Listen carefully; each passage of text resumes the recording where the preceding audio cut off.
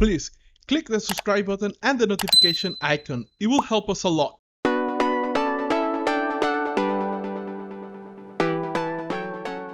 I think there's lots of things. There's like macro things and then there's like micro things, right? So like a stupid micro thing. Like I always notice that a lot of students, when they want to show light, they just add white to the color. And that's like such a nitpicky little detail, but like as somebody who loves color, that makes me crazy. So that's like the nittiest little like technical thing. But then from like another standpoint, just in a macro way, like I think it's really hard as a student.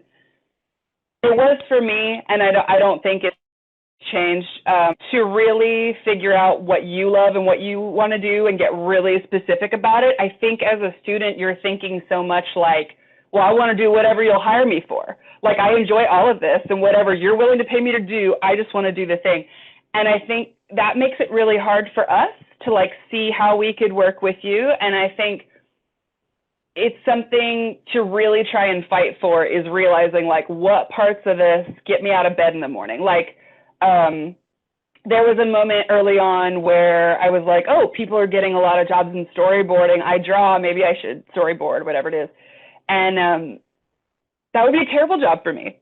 And the reason why is because I love color and I love, you know, kind of finishing that thought and that design. And it's about that space and that creation of that one moment for me. I'm not as interested in the camera moves and figuring out the acting and all that stuff you see. So I think it's a mistake that I would have made early on to go, oh, I'll try to do this too.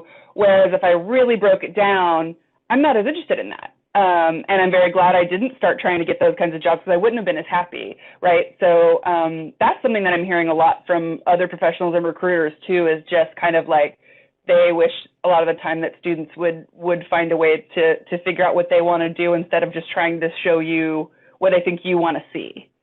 And I think that's the same, even if you know you want to be like a designer, if you know you want to be in visual development, not looking at what's popular now, because a lot of art is looking the same. That's something that's being talked about a lot too. And it's hard because you've got Twitter and Instagram and all these things, and it's so accessible to see like all the things that are being made. And I think the danger of that is this like homogeneity, right, that starts to happen where there really isn't a distinct voice. And I think something really exciting when you see a new artist's work is seeing their point of view, seeing their perspective, and seeing something that only they could have made.